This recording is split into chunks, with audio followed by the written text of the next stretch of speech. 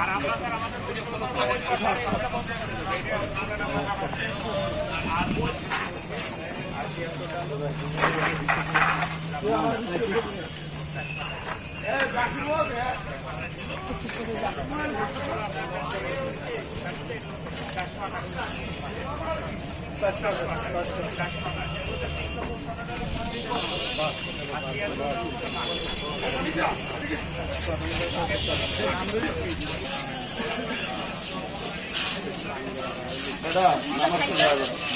শিক্ষাটা আমার ওইটা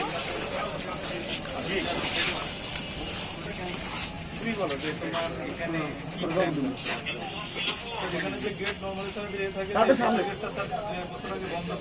এখনো এবারেও বন্ধ রাখো, মানে এটা না হলে গ্যাঞ্জাম হবে। এই গেটটা বন্ধই রাখো, এইটাতে আশ্রয় দাও। আর এটা এই গেট আর যে মেয়ে এই দুইটা গেট চালু রাখো। এবং গতবারেও আমরা এই দুইটা গেট চালু রেখে কিন্তু পালন করছে, কোনো সমস্যা নাই। আমাদের আগে থেকে কোর্স থাকবে আশ্রয় গেট নিয়ে। এবং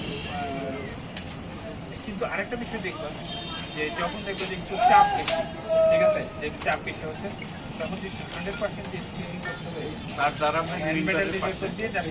কিন্তু হ্যান্ড মেটাল রুম আছে কার কার? আমারটাও আছে।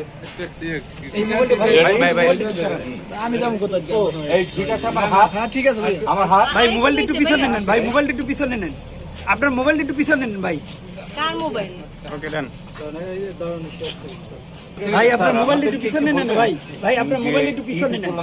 আমাদের মেট্রোপলিটন পুলিশের প্রস্তুতি এর আগে কিন্তু আমরা দেখতাম যে অনেক ধরনের ক্যামেরা গেজ এগুলো সব সমন্বয় থাকতো। এবারে আপনাদের দেখেন, মেট্রোপলিটন এরিয়ার টোটাল আমাদের 428টা ঈদ জামাত হবে, ঠিক আছে। এর মধ্যে মাঠে জামাত হবে 73টা, এবং 73টা মাঠের জামাতেই আমাদের সিকিউরিটি। তো প্রধান জামাত হবে এইটা, এটা যেহেতু জাতীয় ঈদটা। তো এইখানেও আমরা এখানে বেশি সমাগম হয়, এবং এই জন্য আমরা সিকিউরিটির ব্যবস্থা এখানে বেশি রাখি।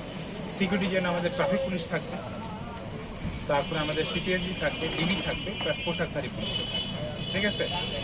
দুইটা গেটে আমাদের, এই দক্ষিণ গেট এবং ওই যে মহিলারা প্রবেশের জন্য দুইটা গেটে আমাদের আর্চওয়ে থাকবে, এবং এই আর্চওয়েতে স্ক্রিনিং করে আমরা পাঠাবো। এইখানে একটা গেট আছে, এইটা খুলে দিলে একটু বিশৃঙ্খলা হয়, এটা আমরা গতবারে বন্ধ রেখে ভালো ফল পেয়েছি, এবারেও এটা বন্ধ রাখবো। যদি পরিস্থিতি দেখি যে বেসামাল হয়ে যাচ্ছে, তখন আমরা এটা দিয়ে হয়তো করবো, এবং সেখানে আমাদের ওই যে মেটাল ডিটেক্টর থাকবে। এই আর কি। তো সবগুলো আমরা নিরবিচ্ছিন্নভাবে যাতে সবাই আসতে পারে এবং